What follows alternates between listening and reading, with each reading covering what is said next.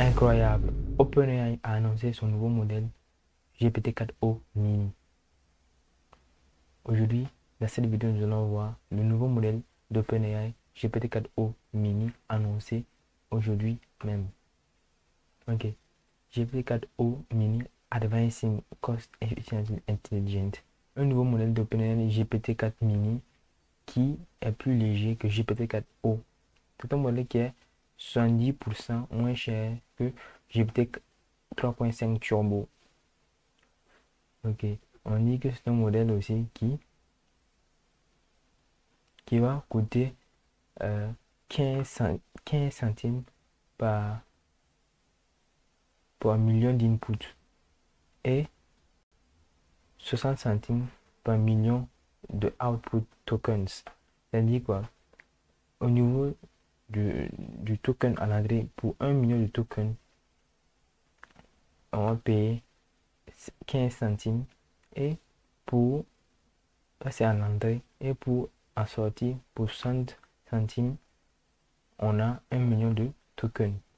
On dit que c'est un prix assez très faible par rapport à GPT-4 ou GPT-4 3.5 Turbo. Donc on dit de l'ordre de 60% moins cher par rapport à GPT 3.5. C'est un modèle, il faut savoir que GPT-4o mini est un modèle qui a les mêmes performances, à peu près les mêmes performances que GPT-4. Donc ça veut dire que au lieu d'utiliser GPT 3.5 Turbo avec l'API et avec des résultats pas très de très bonne qualité, tu peux utiliser GPT-4o mini dont le score est de 82%, qui est à peu près équivalent à GPT-4. Donc ici on voit que c'est une très bonne opération pour ceux qui créent des c'est-à-dire quoi, qui créent des applications à travers les API d'OpenAI. Il faut savoir que GPT-4o supporte le texte et la vision à travers l'API. Donc, et on dit que va supporter après dans les jours à venir l'image et la vidéo et l'audio en input. Ok, on voit que GPT-4o c'est un modèle omnimodal dans le haut de GPT-4o. Donc, multimodal, on peut le dire aussi. C'est un modèle multimodal, on peut le dire aussi. Donc, qui utilise plusieurs types de types d'entrée, plusieurs types d'entrée, plusieurs types de sorties aussi. Donc, ici, c'est un GPT, un modèle multimodal. Ouais, ici, on voit le benchmark qu'ils ont fait ici. Un benchmark où on voit GPT-4o mini là. Voici le voici. Ici, dans la plupart des études, il est à peu près à GPT-4. Ici, GPT-4o. Ici, GPT-4o. Donc, il est à peu près. Donc, il surpasse Gemini Flash, Claude, IQ ou GPT 3.5 Turbo. Voici. On montre dans la plupart des benchmarks. On voit aussi que ici, ils sont à peu près au coude au coude.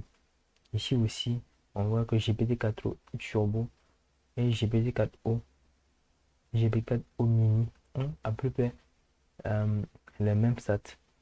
Ici aussi. On va donc ça veut dire que ça montre vraiment que GPT-4o mini là est un très bon modèle très léger qu'on peut utiliser pour nos applications d'intelligence artificielle. Ici, on parle de GPT-4o comme on peut l'utiliser dans les assistants avancés, dans les RAG, dans ce qu'on appelle Retrieval Augmented Generation. On peut aussi l'utiliser en faisant du support client. c'est-à-dire en faisant les chats, le support client aussi. Donc ça c'est très intéressant avec GPT-4. Donc on voit que c'est une très bonne opération en utilisant GPT-4 avec des coûts très réduits. Alors de 15 centimes pour 15 cents pour 1 million de tokens à input et 60 cents pour 1 million de tokens en output. Donc c'est très faible par rapport à GPT-4 ou GPT 3.5. Donc on dit aussi ici qu'on peut utiliser GPT-4 au mini gratuitement à travers ChatGPT. Ici, quel que soit les utilisateurs qui sont free, plus ou Teams. Ici, on voit ça. Donc ici, on voit que GPT-4 au mini est un modèle très intéressant que tous ceux qui utilisent des applications d'intelligence artificielle vont utiliser parce que ça baisse drastiquement les coûts de l'ordre de 60% si on utilise GPT 3.5 Turbo. Et, et la qualité du GPT 4O est assez surprenante. Donc, n'hésitez pas à vous abonner, activer la cloche de notification si ce genre de contenu vous plaît. Je veux le faire régulièrement. N'hésitez pas à mettre en commentaire vos avis sur GPT-4O mini